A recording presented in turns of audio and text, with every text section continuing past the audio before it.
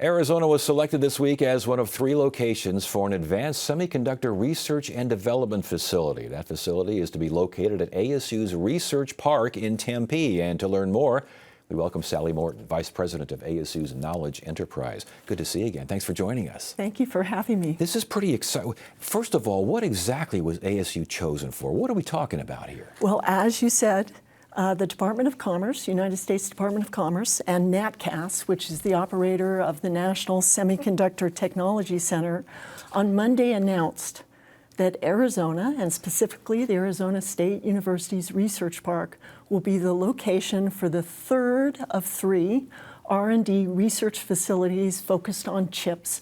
So we're just tremendously excited. Exactly what will happen there?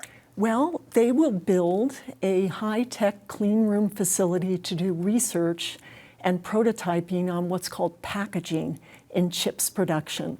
So that will happen physically, but what will really happen is this will be a magnet for people, ideas, companies to come and join the microelectronics evolution and revolution that's happening in the Phoenix Valley. So when you talk R&D, that's research and development. This kind of connects that research with that development? Absolutely. That's a good way to say it. Research often happens in a silo, and then the ideas might get lost and never make it into manufacturing. Here in Arizona, we have research happening in our universities, including Arizona State University. We've got the manufacturing fabs, fabrication facilities, TSMC and Intel, that your viewers will know about.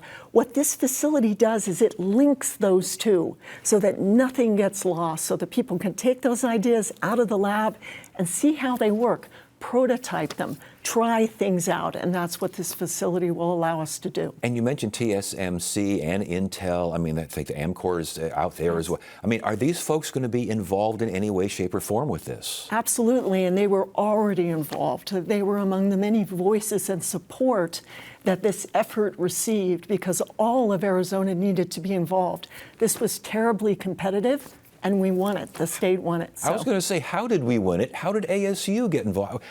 Why did they choose ASU? Well, I think it's because of everything that's happening both within our university and our state more broadly. This is really semiconductor central here in the Phoenix Valley. And what this is this is really a stamp of approval and a recognition from the national government that this is the place where things are happening. This investment is going to be made in Arizona. And things are happening here, and as far as national security is concerned, right. That's a big deal. Supply chain issues as well here. Talk to us about that. Well, the CHIPS for Science Act, one of the purposes of it was to really control that supply chain. Less than 12% of microchips before the act was put in place were being developed, were actually being produced here in the United States.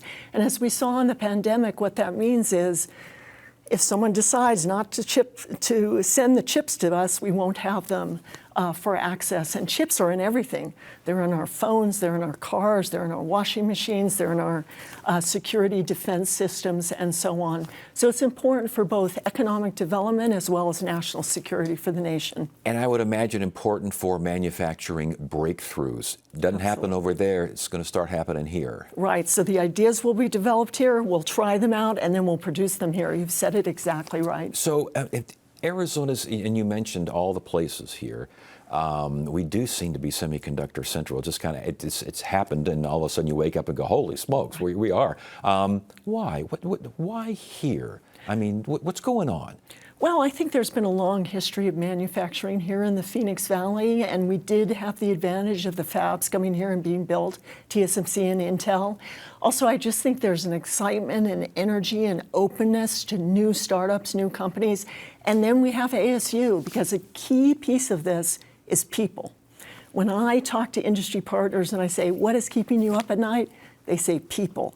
How do we get the best people, recruit them, retain them, develop them? So the fact that we have such a large university, we've got the largest engineering college in the United States with over 33,000 students, we can produce the people. I would imagine recruiting and retaining would be boosted a bit by this particular facility. Absolutely. We've got people very excited. I think we'll see more students wanting to work in this area as well. How will ASU change the way it approaches this particular discipline because it has this facility at the research? Yes, absolutely. I think it'll be an intellectual powerhouse, and we, ASU faculty, as well as others across the state, will be able to interact with the researchers there, and that'll be very exciting. I think new ideas will come out of that. And the research park, will they build a new building? Is there an existing building they will transform? Well, we currently, meaning ASU, have a building called the Macro Technology Works, which is high-tech clean room space for chip development.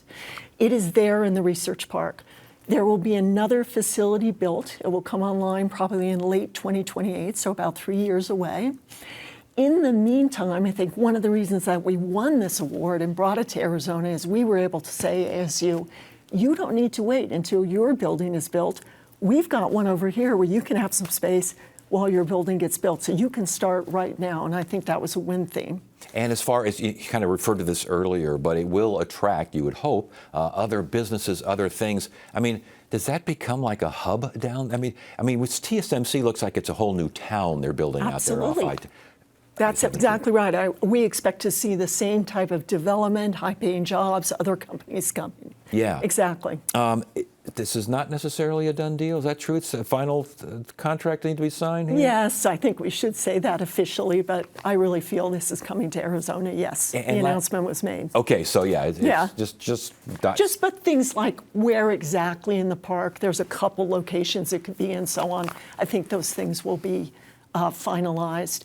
And in addition, because ASU has been working in this way, we already run a facility like this, we were able to offer our expertise. So I see ASU really at the hub of this work. And Tempe, Chandler, Mesa, cities that are in that area, were they involved with Yes, this? they absolutely were.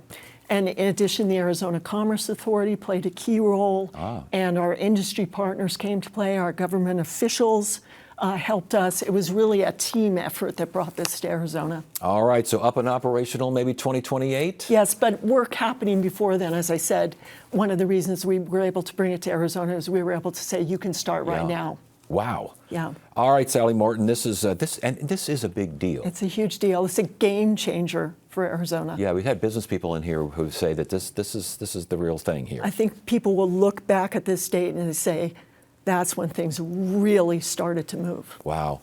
Sally Morton, Knowledge Enterprise ASU, always a pleasure. Thank you for joining us. Thank you very much.